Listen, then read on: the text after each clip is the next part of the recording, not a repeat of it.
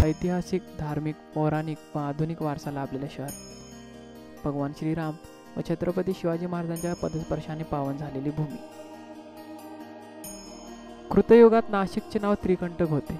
द्वापार युगात ते जनस्थान झाले आणि नंतर कलियुगात भगवान लक्ष्मणाने शूर्पणखाचे नाक कापले, त्यामुळे ते नौशिक आणि पुढे जाऊन त्याचा अपभ्रंश नाशिक असे झाले. महाराष्ट्रात सर्वात जास्त गडकिल्ले असलेला जिल्हा म्हणून नाशिक प्रसिद्ध आहे. गडकिल्ल्यांसोबतच नाशिकमध्ये दुर्मिळ आणि प्राचीन मंदिरांचा खजाना आहे.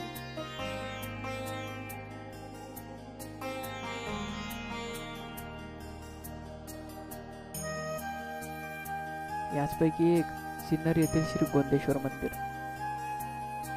नमस्कार मित्रांनो, जय श्रीराम. स्वागत आहे वारी प्रमोदची या सिरीजच्या सीझन 1 एपिसोड 3 मध्ये. आज आपण आलो आहोत नाशिक येथील श्री गोंदेश्वर मंदिरात.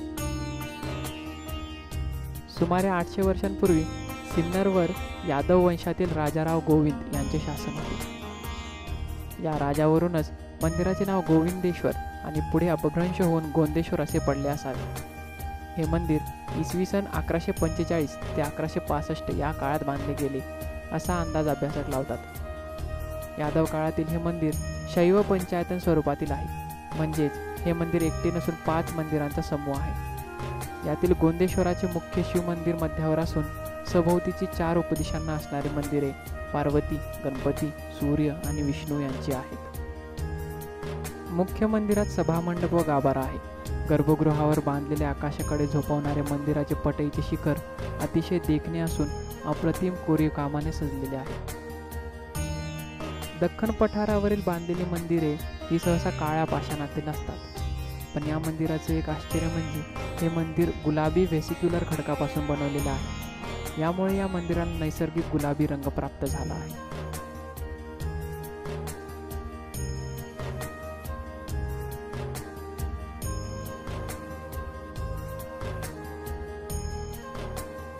व्हेसिक्युलर खडकाची झीज लवकर होते.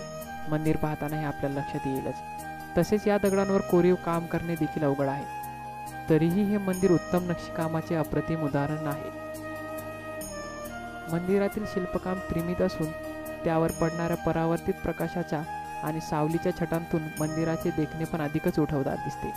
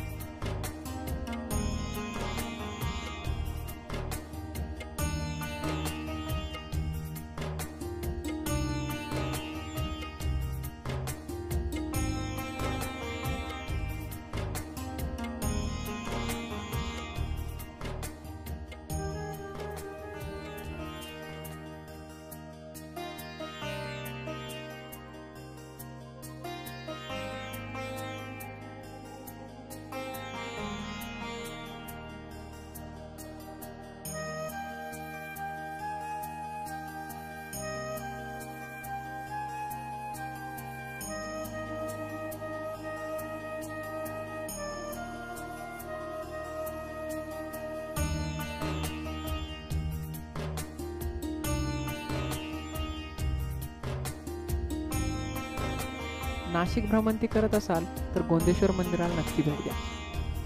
बाकी व्हिडिओ कसा वाटला हे नक्की कळवा. माझ्या प्रवासाचे नवीन जोडीदार असाल तर चॅनलला सबस्क्राईब करायला विसरू नका. लवकरच भेटूया पुढील भागात. धन्यवाद.